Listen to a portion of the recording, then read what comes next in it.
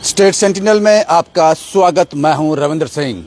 भारत के विदेश मंत्रालय ने प्रेस कॉन्फ्रेंस कर ऑपरेशन सिंदूर और पाकिस्तान का हाल सारी दुनिया को बताया।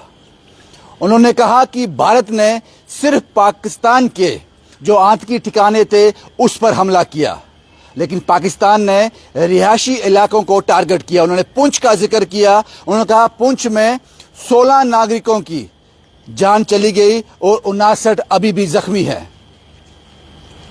उन्होंने कहा कि पुंछ में पाकिस्तान ने गुरुद्वारा साहिब पर हमला किया।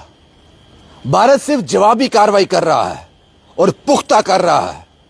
उन्होंने यह भी एश्योर कर दिया, इस पर मोहर लगा दी कि बीती रात पाकिस्तान ने भारत के 15 शहरों को टारगेट किया लेकिन कामयाब नहीं हुआ, लेकिन हमने उसको 7 शहरों को टारगेट किया और कामयाबी मिली। उनके एयर डिफेंस सिस्टम को निस्तो नाबूद कर दिया।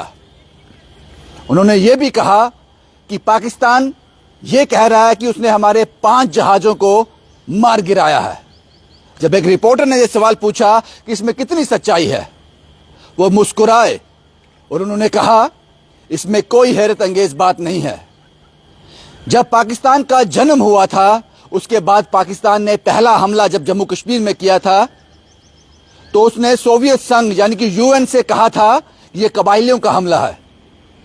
और जब यूएन की टीम जम्मू कश्मीर में आई, उन्होंने देखा कि पाकिस्तान की फौज जम्मू कश्मीर में है, तो उनको मुंह की खानी पड़ी थी। वहां से झूठ बोलना शुरू किया था इन्होंने। आज से 65-70 साल पहले हमारा कोई भी जहाज नहीं गिरा है। और फिर उन्होंने कहा, रिपोर्टर ने पूछा कि ये जानकारी भारत पाकिस्तान के प्रधानमंत्री और उनके होम मिनिस्टर को सोशल मीडिया से मिली है। वो ये कहते हैं कि हमने सोशल मीडिया पर देखा। जब एक देश का प्रधानमंत्री, पाकिस्तान का प्रधानमंत्री, वहां की सियासतदान ये कहें कि हमने सोशल मीडिया पर देखकर ये कह दिया कि 5 जहाज गिरा दिए, तो उस देश की क्या क्रेडिबिलिटी होगी? इस बात को समझना होगा। उसके बाद कहा उन्होंने कि हम पाकिस्तान को मुंह तोड़ जवाब देंगे।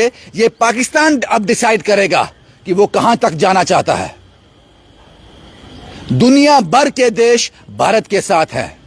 लगातार नरेंद्र मोदी से सभी देशों की बातचीत हो रही है। किसी भी देश ने भारत से के साथ कोई नाराजगी नहीं जताई है। भारत सिर्फ जवाबी कार्रवाई कर रहा है। और ये सब कुछ शुरू हुआ था, सब कुछ एक्सीलेट हुआ था 22 अप्रैल को, जब पहलगाम में निर्दोष लोगों को मारा गया था। यह एक्सीलेशन वहां से शुरू हुई थी और पाकिस्तान ने की थी। बातचीत की गुंजाइश नहीं है। और यहां तक भी कहा गया कि शायद चीजें पाकिस्तान के हाथ से निकल गई हैं। पाकिस्तान के प्रधानमंत्री और वहां के जो सियासतदान हैं, अहम कुर्सियों पर बैठे हैं, उनके हाथ में अब चीजें नहीं हैं। शायद वो नहीं चाहते कि ये भारत और रिएक्ट करे, लेकिन उनके हाथ में नहीं है। ये सब अब पाक आर्मी के हाथ में है। ऐसा देश जिसको आर्मी कंट्रोल कर रही हो, जहां प्रधानमंत्री सिर्फ एक स्टेचू हो, तो उस देश में क्या होगा आप समझ सकते हो। उन्होंने यह भी कहा कि यूएन ने जिन आतंकियों को बैन किया है, जिनकी तलाश है यूएन को, वो आतंकी भी पाकिस्तान में शरण लिए हुए हैं। उन्होंने इस बात पर जवाब दिया जब एक जर्नलिस्ट ने पूछा कि पाकिस्तान कहता है कि उनके निर्दोष नागरिकों पर भारत ने हमला किया है।